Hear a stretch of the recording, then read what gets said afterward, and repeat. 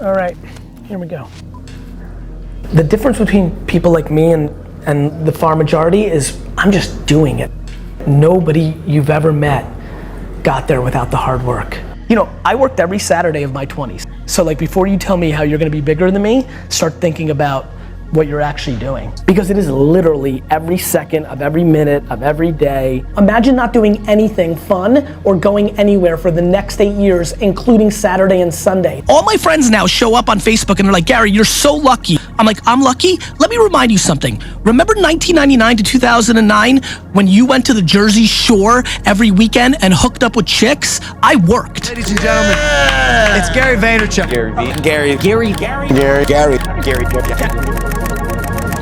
Gary Vee, one of the most influential speakers in the world, calling his bets over and over again with the internet, Instagram, TikTok, and now NFTs, runs a $1 billion agency, and has sold 5 New York Times best-selling books. Yet he came from nothing and worked for every single dollar he's made. So how'd he do it? Well, we need to go back to the beginning, before the fame. Gary Vaynerchuk was born in 1975 in the Soviet Union, and at 3, him and his family escaped the country and immigrated to New York City to live the American dream. They lived in a studio apartment with 9 people and were extremely poor, so his dad got a job at the local liquor store. But before most kids even think about money, Gary started hustling, shoveling snow, washing cars, doing anything he could to start earning money. And he did this every single day of his childhood. By age 6, he had 8 lemonade stands around New Jersey with all his friends working for him. And at 12, he was making $2,000 to $3,000 a week selling baseball cards at the local mall. He'd spend hours memorizing the prices of each and every card just to get an edge over other sellers. But he wasn't the only one hustling. In this time, his dad had worked his way up from a stock boy to the manager of the store, and he was saving all his money in the process. So after years and years of patience, hard work, and living below his means, Gary's dad, Sasha, was then able to buy his own liquor store, and he then forced Gary to come work for him for $2 an hour, who is now 14 and has stashed away $30,000 from his side hustles. Gary's doing terrible in school though, and refuses to do a single piece of homework. Yet he manages to get into Mount Ida College. In his freshman year there, he's still working for his father's liquor store, looking for new innovative ways to grow the business. And it was in this moment when Gary saw a gap in the marketplace, an opening, an opportunity for something big.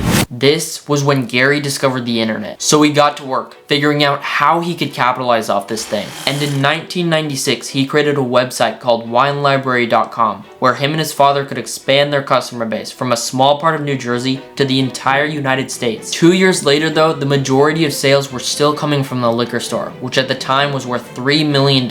And it wasn't until 2000 when the website really started to kick in. But when it did, the company exploded in growth. Gary learned search engine optimization and marketing. He created an email service to update customers. And within 5 years, Wine Library was worth $60 million, meaning this poor immigrant family who pretty much had nothing bootstrapped a small liquor store into the biggest wine retail company in America. Yet this was just the beginning. In 2006, back when it was unknown, Gary discovered YouTube. He saw the potential monetization of it and started Wine Library TV, an ongoing series covering everything wine. He would go on to spend the next 5 years posting videos almost every day. But after spending a decade at the company and making it a huge success, it was time to move on. At 34, Gary left Wine Library and received no money, no share of the business, nothing. But the knowledge and clout he took away was priceless. Because after developing a name for himself through the YouTube channel, Gary was invited to give a Web 2.0 talk that landed him a $1 million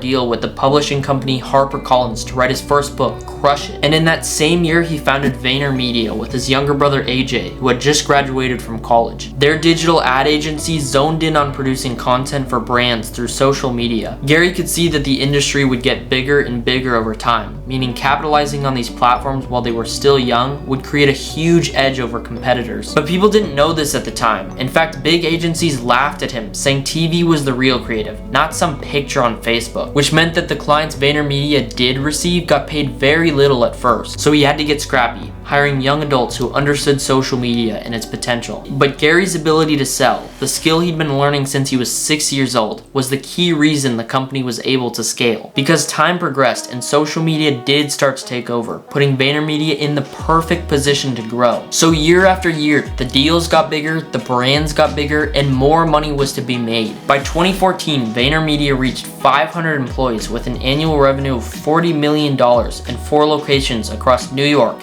LA, San Francisco, and Chattanooga, Tennessee. Gary also releases 2 more books, launches the Ask Gary Vee show, and Daily Vee vlogs. Shoot forward 2 more years and VaynerMedia has grown to 600 employees, bringing in $100 million in revenue and working with even bigger brands like GE, Pepsi, Under Armour, and Toyota. But Gary doesn't stop here. He co-founds Empathy Wines, a direct-to-consumer wine company, and Resy, a $200 million restaurant reservation app now owned by American Express. But that's not even mentioning his early investments in Facebook, Twitter, Uber, Snap, or VeeFriends, his 10,000 piece NFT collection that made him $50 million in a week. But he also has had this lifelong dream of buying the New York Jets. And to achieve that dream, Gary Vee needs to continue what he started as a poor kid in New Jersey who had patience, worked hard, saw trends in society, and capitalized off them. Iman Gaji has had a similar story, but he could be bigger than Gary one day. Click here to see why.